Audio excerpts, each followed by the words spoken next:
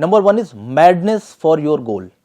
Madness for your goal का मतलब जो आप काम कर रहे हैं, अगर उसके लिए मैडनेस होगी, जैसे आपको 12th की में आपको जितने मार्क्स लाने हैं, एंजाइटी नहीं होना चाहिए। एंजाइटी इसलिए होती है क्योंकि you have fear of getting rejected, क्योंकि आपको डर लग रहा है कि कहीं आपके कम नंबर आ गए तो पापा क्या बोलेंगे, मम्मी क्या बोलेंगी। ये हटाइए, क्योंकि वो आपके हाथ में रिजल्ट नहीं है। आपके हाथ में क्या है? आपके हाथ में है कि मैं अभी कितना बेहतर कर सकता हूँ, जितना बचा टाइम है मैं उस टाइम में कैसे बेहतर कर सकता हूँ।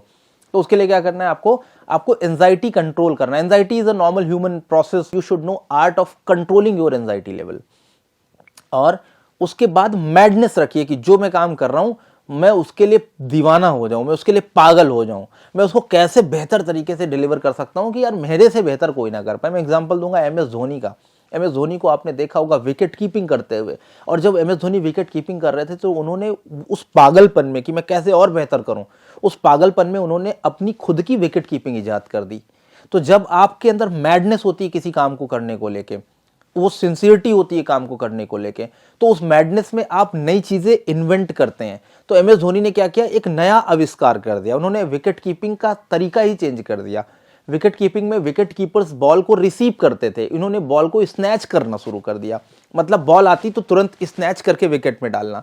तो इन्होंने एक नया विकेट कीपिंग का अंदाज क्रिएट किया, जिसको MS धोनी को नए विकेट कीपर्स जो हैं वो अब कॉपी करते हैं। Late doctor APJ Abdul Kalam, उन्होंने अपनी मैडनेस से उन्होंने बोला कि मिसाइल सिस्टम में इंडिया इस लेवल पे होना चाहिए कि पूरे विश्व में इंडिया के बराबर कोई ना हो।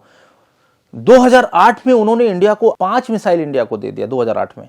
क्यों? क्योंकि उनकी सिंसियरिटी थी, उनकी मैडनेस थी कि मुझे ये करके देना ही देना है, मुझे हर हालत में ये करके हासिल करना है और इंडिया को मुझे उस लेवल पे मुकाम पे लेके जाना है। और आज पूरे विश्व में इंडिया को इसलिए जाना जाता है कि इंडिया का मिसाइल सिस्टम सबसे खतरनाक है। चाइना को डर लगता है इंडिया के मिसाइल सिस्टम से।